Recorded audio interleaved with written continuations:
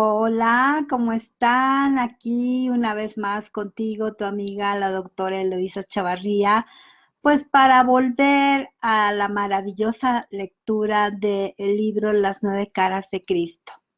Ya vamos un poco avanzados y el capítulo de hoy pues nos va a relatar, ya lo empecé la semana pasada, pero la parte del capítulo de hoy nos va a relatar exactamente lo que puse en el anuncio de este lead, que es cuando María se anima a revelarles a todos, a toda su comunidad, y a Jesús principalmente, pues está, que ella es la madre del Mesías, que Jesús es el Mesías. Entonces, imagínate qué importante todo esto.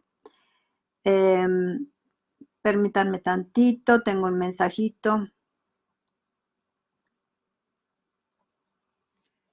Ok, perdón. Ok, vamos entonces a dar comienzo a esta maravillosa lectura. Eh, Te digo, en el capítulo pasado llegamos a la parte donde María está contándole a toda su comunidad acerca de que ella es la madre de Jesús, pero no, la madre del Mesías, pero no lo hace directamente, sino hace como que está narrando un cuento de otra persona que no es ella. Y era tan buena narradora que, bueno, pues los tenía cautivados y ellos creían que era un cuento, pero lo estaba expresando con tal pasión que todos estaban muy tocados y no muchos se dieron cuenta de que estaba hablando de su propia historia.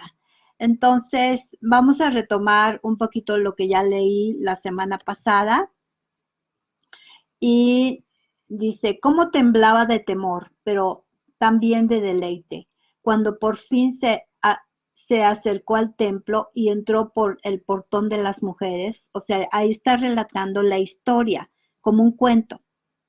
Cuando por fin se acercó al templo y entró por el portón de las mujeres, por el lado norte de la corte de mujeres. En verdad, tenía que apresurarse porque desde la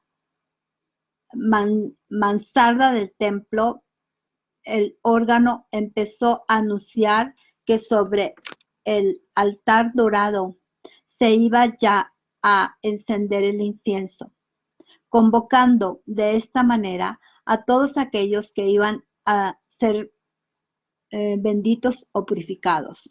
Rápidamente depositó su humilde ofrenda en el tercero de los 13 cofres en forma de trompeta, porque ella no era tan rica como para ofrendar un cordero en reemplazo de una tortuga o una paloma. Ciertamente, una paloma era más de lo que podía ofrecer. Con prontitud, la, perdone, salió medio borroso el escáner.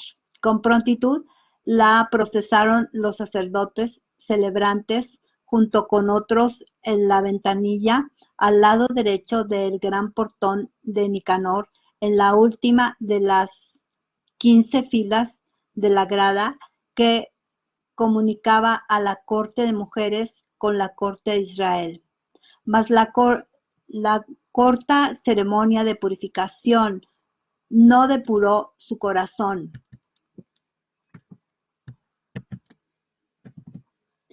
limpió, limpió su mente. Se preguntó si debería buscar al sumo sacerdote de turno o contarle sobre la anunciación del ángel del Señor, o debería marcharse con su preciosa carga y no contarle a nadie sobre su nacimiento.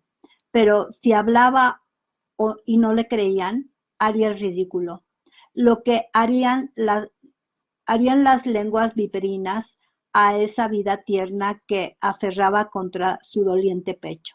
Con todo, si no hablaba, no le estaría negado al niño todos sus derechos divinos y lo estaría condenando a la vida de un hombre común y corriente? Todas estas preguntas estaban pasando por la mente atormentada de la madre del Mesías, que era María, que era la misma que lo estaba contando. ¿Qué debería ser?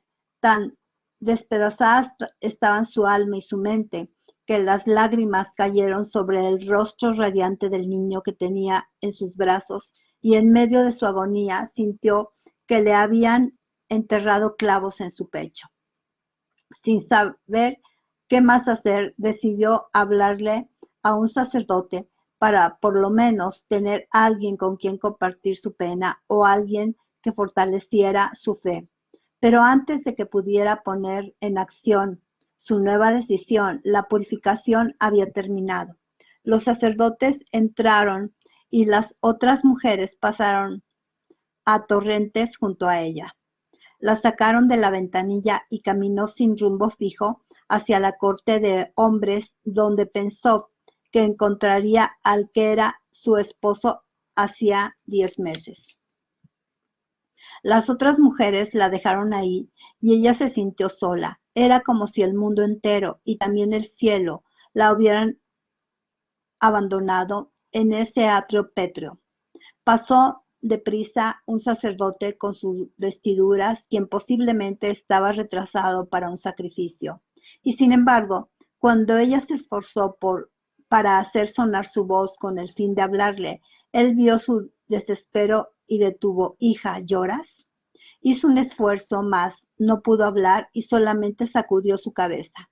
El sacerdote siguió su camino deprisa, sonriendo, posiblemente pensando para sí, la debilidad emocional de las mujeres. Rasgada por la angustia de su fe débil y de su santa carga, se desplomó sobre las piedras en la esquina más lejana de la corte de mujeres, sobre la intersección de las rocas en relieve. Allí en voz baja le expresó al Dios celestial su amargura. Padre, perdona mi debilidad o mátame por falta de fe. Colocó al niño que gorgoreaba sobre el banco de arena y dijo, Padre, remueve mis dudas hasta la eternidad o destrúyeme para siempre. Este niño es el Mesías o no es el Mesías. Si verdaderamente es tu hijo, permite que se exprese por dos bocas y no por la mía. Si no es tu hijo, si no es el esperado Mesías, permite que mi corazón deje de palpitar. Esto lo dijo en voz muy baja, solo por miedo de que algún forastero curioso escuchara su confusión y la acusara de blasfemia. Todavía estaba de rodillas cuando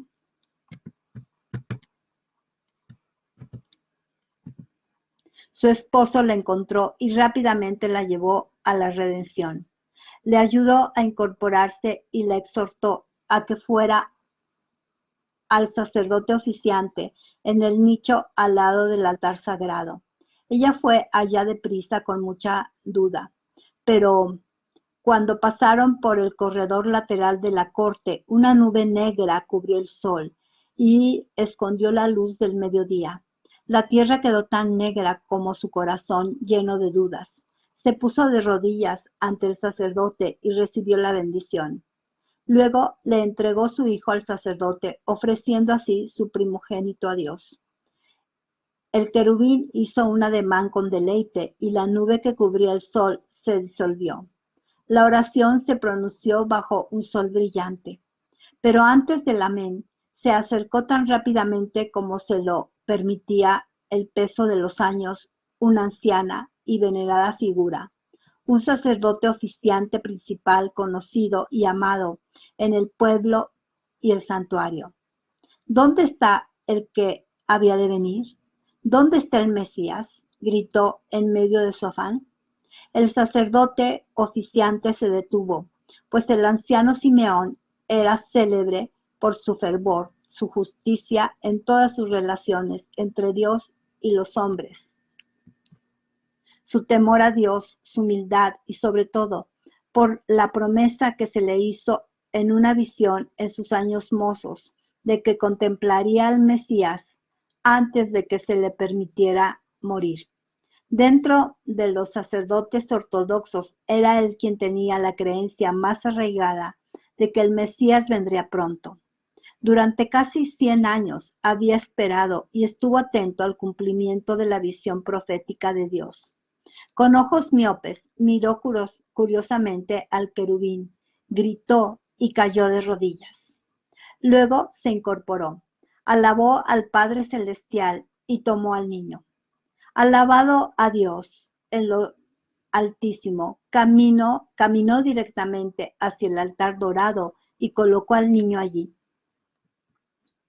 La compañía quedó boquiabierta y mi madre dijo: «Oh, ustedes se quedan sin aliento aquí, al lado del pozo de Barzum». Imagínense cómo quedó ella, arrodillada ante el altar, porque ella sabía que solo aquello que es consagrado y sagrado se podía colocar sobre el altar dorado. Ella expresó en voz alta su duda, pero Simeón, el sacerdote, no la escuchó. Verdaderamente Simeón cayó de rodillas ante el altar y así lo hicieron los otros sacerdotes. Simeón rindió culto, oró y gritó en voz alta: «Oh Dios mío, has sido siempre bondadoso y ahora eres fiel a tu siervo. Prometiste que vería al Mesías. Ahora puedo entregar el peso de mis años, dejar de esperar y de estar atento y morir feliz. Porque de esta manera, Señor, has cumplido tu palabra. Ahora permite que tu siervo parta en paz, pues mis ojos débiles han visto la salvación del hombre y mis deformadas manos han cargado el tesoro del cielo. Aquí está la gloria de Israel, la luz para los gentiles, el Mesías que ha llegado». Habiendo dicho esto, se puso de pie y regresó con el querubín sonriente.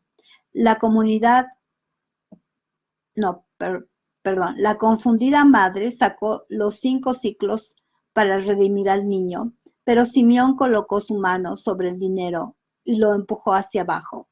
«Santa Madre, tú no puedes readquirir al Mesías». Lo que pasa es que en el tiempo de Jesús había una costumbre de que las familias tenían que pagar dinero para, después de cierta edad, me parece que era después de los 7 años, los niños no fueran arrancados del seno familiar para llevarlos al templo y ahí criarlos. Entonces los familiares tenían que dar esa cantidad de dinero para que les dejaran al niño con ellos. Y entonces, pues ellos habían juntado esa cantidad para que Jesús no fuera llevado al templo a vivir ahí tan pequeño. Pero pues esto ocurrió. Este sacerdote, que obviamente era vidente, se percató de quién era Jesús y por eso le dijo: «Santa Madre, tú no puedes readquirir el Mesías». El corazón de la mujer se elevó dentro de ella, casi se partió y por sus mejillas bajaron lágrimas de gozo y de desespero. Sintió gozo al recibir la confirmación de la promesa del ángel y desespero al escuchar las palabras que insinuaban que no podía reclamar a su sonriente hijo. Pero antes de que su corazón estallara, Simeón se dobló y colocó al niño en sus brazos. «Madre, en tus brazos coloco la salvación del hombre. Atiende a este instrumento de la voluntad divina». La mujer se incorporó y dejó a Simeón. Su esposo la condujo al portón lateral, pues ellos tenían pensado retirarse a Betania, a 5 kilómetros de distancia, para descansar antes de regresar a Nazar. Cuando llegaron al portón, surgió dentro de la mujer una gran confusión y duda.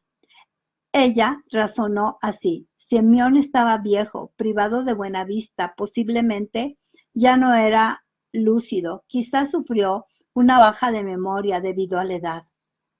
Con esa duda en lo más recóndito de su corazón y estando solo un poco afuera del portón, escuchó un grito fuerte que lo obligó a detenerse. Era la voz de Ana, la admirada profetisa, hija de Fanuel, de la tribu de Aser. En el templo todos la querían porque había habitado allí durante muchos años sirviendo a Dios, orando y ayunando. Nunca salió del área del templo, pero predecía sucesos. Estuvo casada 7 años, pero hacía 84 años que era viuda. Como era bien avanzada en los años y muy sabia, había previsto la llegada del Mesías al templo y había esperado en el portón central. Cuando no salió por ese portón, se volvió a su visión interior, siguió al querubín y detuvo a la madre mediante un grito poderoso para que no abandonara el área del templo. El grito fuerte de Ana atrajo a una multitud de personas que se acercaron a ver cuando Ana se postró sobre las rocas y dio gracias al Altísimo por haberle permitido ver al Mesías. Imagínense qué contundencia de confirmación. 2 confirmaciones, y no de cualquier gente, sino de gentes importantes dentro de la religión judía, certificando que Jesús era el Mesías. O sea, yo no sé por qué los judíos lo han dudado tanto. No sé qué confirmación querrían, pero la verdad es que ellos nunca le han dado el lugar del Mesías. Cuando aquí 2 de sus principales exponentes de la fe judía lo estaban corroborando. ¿Y de qué manera? Ante una multitud. Unos pocos se mofaron, pero todos los que conocían a la profetisa y la amaban, cayeron de rodillas y mostraron reverencia. Y Ana se puso de pie y les habló diciendo: oh, mirad bien a este niño, y he ahí que Dios cumple su promesa con un Salvador para el oprimido Israel. Ciertamente, mirad al Redentor. Muchos lloraron, otros se empujaron para acercarse y algunos se estiraron para tocar al niño. Pero cuando Ana se arrodilló para orar, les ordenó a todos que hicieran lo mismo. Y el esposo y la madre salieron rápidamente del área del templo y se alejaron de los curiosos que podían poner en peligro al niño. Y camino hacia Betania, la madre se regocijó en su corazón, orando para que se le diera fortaleza, sabiduría, poder y conocimiento equivalentes a la tarea de atender a las necesidades humanas del instrumento de salvación. Mi bella madre cesó de hablar. Desde lejos las aves nocturnas del desierto agitaban su orquesta de amor para darles una serenata a las estrellas. En la compañía no había un solo ojo seco, y mis propias lágrimas bajaron por mis mejillas. Nadie se atrevió a hablar durante un buen rato por miedo a que su voz revelara que estaba sofocado en las lágrimas. Pero finalmente Ismaúl dijo en su estilo franco: no dormiremos de curiosidad a menos que nos diga quién fue la mujer. Mi madre estaba parada junto a mí, su mano sobre mi cabeza. Fijó su mirada en mis ojos a la luz del fuego. Si no sabéis que sea un acertijo en vuestros corazones hasta que lleguemos a este pozo en el viaje de regreso. Entonces, si lo deseáis, os contaré un milagro aún mayor, y el nombre de la madre, y el nombre del hijo. Mi madre me tocó con amor y se agachó para besar mi frente. Sentí que sus lágrimas cayeron sobre mi mano. Rápidamente dio la vuelta, recogió la jarra alta y se perdió en la oscuridad más allá de la luz de fuego. Oh, no expresó ella el sueño de cada hombre. Oh, Israel, Israel, ¿dónde está tu esperado Redentor? Hemos esperado durante largo tiempo al que los profetas han previsto, dijo el rabí Borenshan. Quizás hubiera dicho algo más, pero sus comentarios no suscitaron ninguna reacción dentro de la compañía. Los corazones de los hombres estaban demasiado llenos de misterio, de la historia que había contado mi madre, para entrar en una discusión política o rabínica. Además, habíamos marchado casi 29 kilómetros y algunos estaban algo cansados, otros refrescados por la pausa en la rutina de su vida diaria. Planearon quedarse despiertos toda la noche y cantar salmos alrededor de la fogata central. Juan y yo nos salimos del círculo y fuimos a nuestras mantas. Bueno, hasta ahí lo vamos a dejar porque este capítulo es más largo y tiene más sucesos, pero creo yo que este es uno de los sucesos más relevantes en la vida de José ben José, de Jesús, porque ahí pues es revelado ante el pueblo judío, ante un sector del pueblo judío, quién era Jesús, nada más que como también más tarde diría Jesús, quien está listo para ver, que vea, y quien esté listo para oír, que oiga. Y ellos no se dieron cuenta que María estaba hablando de su propia historia. Y luego tocó a Jesús y lo besó en señal de que él era de quien estaba hablando. Sin embargo, pues nadie se dio cuenta. No estaban listos ni preparados. Y creo que aún no lo están, porque el pueblo judío, te digo, que nunca ha reconocido a Jesús como el llamado Mesías, el llamado Salvador. Y también traían una idea muy errónea de quién era el Mesías. Ellos creían que era un personaje político, que los iba a salvar del yugo romano. Y esta creencia pues ya no puede perdurar porque ya no existe tal yugo. Entonces ya no sé qué están esperando. Pero bueno, el caso es que aquí María revela por primera vez quién es Jesús. Y creo que ni el propio Jesús se da cuenta. Después, más adelante, ya de regreso de la peregrinación a su templo, ya lo dice abiertamente, pero esta es la primera vez y con tal emoción y con tal relato de que dos de los principales personajes del templo judío dijeron quién era Jesús. Y ni así se dieron cuenta los judíos y en esta ocasión vuelven a ser ciegos, cuando María ya lo está diciendo. Ojalá que nosotros no pequemos de esa ceguera. Ojalá que realmente veamos lo que tenemos que ver en nuestras vidas. Y otra enseñanza que deja este capítulo es que somos faltos de fe. Incluso María lo fue.